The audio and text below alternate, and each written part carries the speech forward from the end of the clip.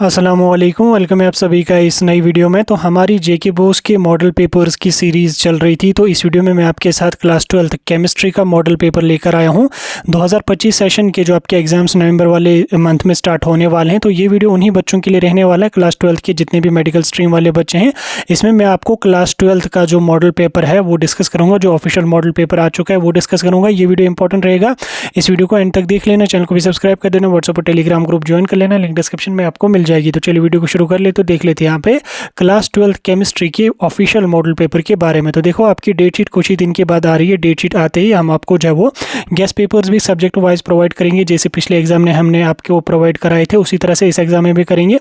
इसके अलावा अगर आपको बाकी सब्जेक्ट्स का मॉडल पेपर देखना है तो क्लास 12th की प्लेलिस्ट आप चेकआउट कर सकते हैं, वहाँ पे आपको बाकी सब्जेक्ट्स का देखने को मिलेगा जिसका हम अपलोड करते रहेंगे। तो चलिए हम फिलहाल स्टार्ट कर लेते हैं अपना मॉडल पेपर। मॉडल पेपर आपको स्क्रीन पे देखने को मिल रहा होगा। जो आपका केमिस्ट्री का पेपर रहेगा वो आपको 70 मार्क्स का रहेगा। 12th केमिस्ट्री का जो पेपर आपका रहेगा वो आपका कितने मार्क्स का रहेगा, 70 मार्क्स का रहेगा, प्लस 30 मार्क्स जो होंगे वो आपके प्रैक्टिकल्स के होंगे। हाँ, हालांकि इसमें जब वो 30 में से 27, 28, 26, 25 तो आपको अपनी हायर सेकेंडरी वाले ईजी दे ही देते हैं, जिससे आपकी परसेंटेज को काफ़ी अच्छा बूस्ट मिलता है। लेकिन जो थ्योरी का पेपर आपका रहेगा वो 70 मार्क्स का यहाँ पे रहेगा। तो टोटल आपका 3 घंटे का टाइम यहाँ पे दिया जाएगा पेपर को अटेम्प्ट करने में। अब ये जो पेपर आपका रहेगा ये आपको लगभग 5 से 6 सेक्शन से आ जाएगा। 5-6 सेक्शन से आपका पेपर रहेगा। इसमें एक एक करके हम सभी सेक्शंस को डिस्कस करने की कोशिश करेंगे। 6 सेक्शंस तो नहीं, यूजुअली ABCOD यानी कि 4 सेक्शंस यहाँ पे रहते हैं, तो एक एक करके हम यहाँ पे देखने की कोशिश करेंगे। तो इसमें पहले सेक्शन ए की अगर हम बात करें तो सेक्शन ए में आपको जो वो 10 ऑब्जेक्टिव टाइप क्वेश्चन पूछे जाएंगे, जिनको हम मल्टीपल चॉइस क्वेश्चंस भी कहते हैं।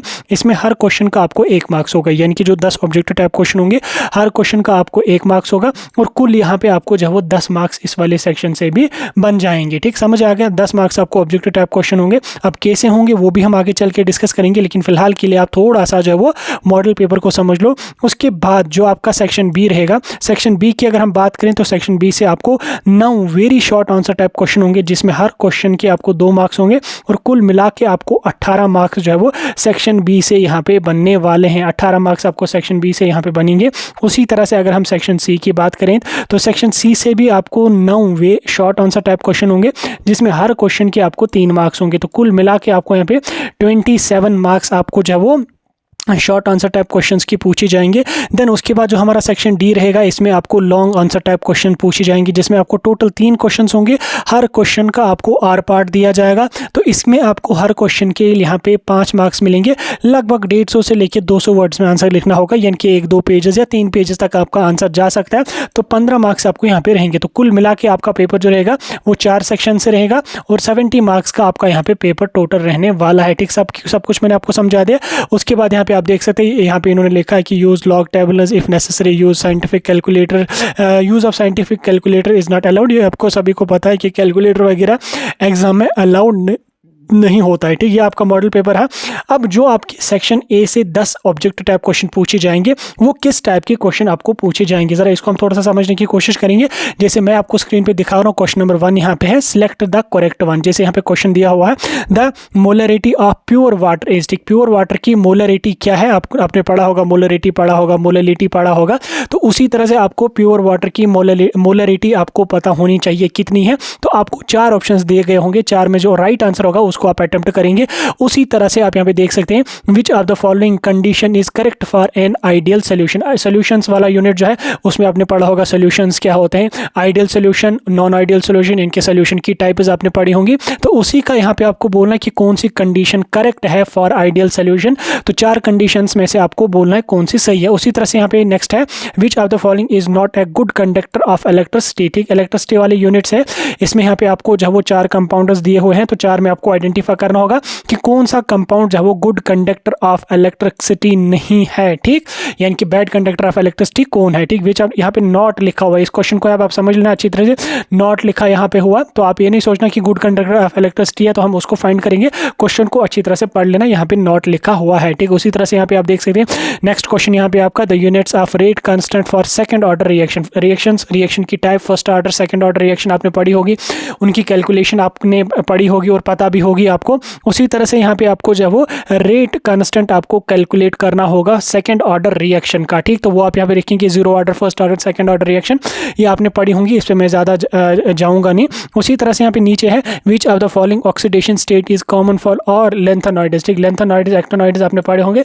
इसमें आपको बोलना कि लेंथेनॉइड्स के लिए कौन सी ऑक्सीडेशन स्टेट यहाँ पे करेक्ट है, +3, +2, +4, +5, तो क्या होगा वो आप यहाँ पे डालेंगे। इसी तरह से आपको यहाँ पे टोटल जो होंगे वो आपको यहाँ पे 10 क्वेश्चन होंगे इसी टाइप के, बिल्कुल इजी क्वेश्चन होंगे, आपके सिलेबस से ही होंगे। इसमें कुछ IUPAC नॉमेनक्लेचर भी आपको दिया गया होगा, तो वो भी आपको आ सकता है कोई क्वेश्चन उस पर भी। तो टोटल यहाँ पे आपको 10 क्वेश्चन आ जाएंगे, ठीक। सेक्शन बी की अगर हम बात करें तो सेक्शन बी से मैंने आपको बोला था कि 9 क्वेश्चन होंगे और हर क्वेश्चन के आपको 2 मार्क्स होंगे। Very short answer type question ये होंगे। अब इसमें किस टाइप का क्वेश्चन आपका बनेगा जरा इसको समझ लो आप। यहाँ पे देख सकते हैं शॉर्ट आंसर टाइप क्वेश्चन है, ठीक। इसमें यहाँ पे define the term coordination number and ligands, ठीक। इस तरह से आपको बोला जाएगा कोई भी टर्म डिफाइन करने के लिए। कोऑर्डिनेशन नंबर, अगर कोऑर्डिनेशन नंबर की अगर हम बात करेंगे तो एक्सप्लेन करने पर अगर आप आ जाओगे तो एक पेज में लिखोगे, उतना लिखना नहीं, जस्ट सिंपली कोऑर्डिनेशन नंबर की क्या डेफिनेशन है वो आपको विद इन 2 लाइन्स लिखनी है। एक लाइन में भी लिखोगे तो भी 1 मार्क्स मिलेगा, 2 लाइन्स में लिखोगे तो भी 2 मार्क्स, 1 मार्क्स आपको मिल जाएगा। उसी तरह से लिगेंड्स हैं तो लिगेंड्स में भी आपको यहाँ पे 1 मार्क्स रहेगा। अब लिगेंड को अगर आप लिखने पे आ जाओगे तो ये तो आप 5 पेजेस में लिखोगे, लिगेंड, टाइप्स ऑफ लिगेंड, बाकी चीज़ें, उनकी स्ट्रक्चर, उनकी फार्मुलेशन वगैरह। फार्मुलेशन तो लिगेंड्स की नहीं होती है, स्ट्रक्चर वगैरह लिखोगे तो उनकी रिएक्शंस वगैरह लिखोगे तो वो बहुत लंबा हो जाएगा, उतना नहीं लिखना। आपको सिंपली क्या काम कर लें, यहाँ पे बोला गया लिगेंड्स, तो लिगेंड्स क्या होते हैं उनकी डेफिनेशन ही आपको विद इन 1 लाइन आपको यहाँ पे लिखनी पड़ेगी। तो इसी तरह के आपको यहाँ पे लगभग 9 क्वेश्चन पूछे जाएंगे, ठीक। अब इसमें जो है आप यहाँ पे देख सकते हैं, इसमें कुछ आपका IUPAC नाम भी लिखना पड़ेगा। जैसे आप यहाँ पे देख सकते हैं राइट द IUPAC नेम, आप जैसे 2 कंपाउंड्स यहाँ पे दिए हुए हैं तो इनमें से दोनों के आपको IUPAC नाम यहाँ पे लिखने पड़ेंगे। तो इस तरह से आप यहाँ पे देख सकते हैं distinguish between primary, secondary and tertiary alcohol बार ल्यूकेस टेस्ट, ठीक। इस तरह से आपको यहाँ पे लिखना होगा। तो कुल 9 क्वेश्चन होंगे, हर क्वेश्चन के आपको यहाँ पे 2-2 मार्क्स होंगे। अब इसमें आपको primary, secondary and tertiary alcohol जो है, अगर आप देख लोगे अल्कोहल्स, फिनॉल्स वगैरह आपने पढ़े होंगे, अल्कोहल की टाइप्स होते हैं, primary alcohol, secondary alcohol, tertiary alcohol. अब इस पर अगर आप लिखने पे आ जाओगे तो ये तो बंदा 10 पेजेस में लिख लेगा, लेकिन उतना नहीं लिखना है। आपने सिंपली लिखना है प्राइमरी अल्कोहल क्या है, सेकेंडरी अल्कोहल क्या है, tertiary alcohol with in 1 line. और यहाँ पे लिखा भी गया होगा किस टेस्ट से लिखने हैं, तो ल्यूकास टेस्ट से लिखना है तो आप उसके अकॉर्डिंग यहाँ पे लिख लेंगे, ठीक। विद इन 2 to 3 लाइन्स हो जाएगा, आपके बराबर मार्क्स हैं। जैसे रेट ऑफ रिएक्शन आपको लिखना है, give the example of zero order reaction, तो इस तरह से आपको यहाँ पे आ जाएगा क्वेश्चन। तो कोलिजन थ्योरी जैसे give the elementary idea of collision theory, ये आप 2 या 3 लाइन्स में आपको आ जाएगा। तो इस तरह से आपको शॉर्ट करके लिखना पड़ेगा। उसी तरह से सेक्शन सी से आपको जो है वो, अब सेक्शन बी में आपको कोई भी आर पार्ट नहीं मिलेगा, सभी क्वेश्चन अटेम्प्ट करने होंगे कंपलसरी। उसके बाद सेक्शन सी की अगर मैं बात करूँ तो सेक्शन सी से आपको जो है वो 3 मार्क्स वाले क्वेश्चन पूछे जाएंगे। अब इसमें किस टाइप के क्वेश्चन होंगे, जैसे आप यहाँ पे देख सकते हैं state and explain Faraday's second law of electrolysis, ठीक। Faraday's second law of electrolysis आपको स्टेट भी करना है और उसके साथ साथ एक्सप्लेनेशन के साथ उसको लिखना है। और उसके बाद यहाँ पे explain the denaturation of proteins का डिनेचुरेशन आपको लिखना है कैसे, ये काफ़ी बड़ा है। लगभग अगर आप जो आधे पेज में भी लिखोगे तो आपके 3 मार्क्स यहाँ पे दिए जाएंगे बराबर। उतना ज़्यादा खींचने की जरूरत नहीं, क्योंकि 3 मार्क्स हैं तो विद इन अगर आप 6-7 लाइन्स आप लिखेंगे तो बराबर हो जाएगा आपका। दिन उसके बाद यहाँ पे write 3 methods of preparation of amines, 3 method of preparation आपको लिखने हैं। आप चाहें तो फॉर्मूला वाइज लिखो, नाम वाइज लिखो, किस भी तरह भी लिखो तो आपके 3 मार्क्स यहाँ पे बनेंगे, ठीक।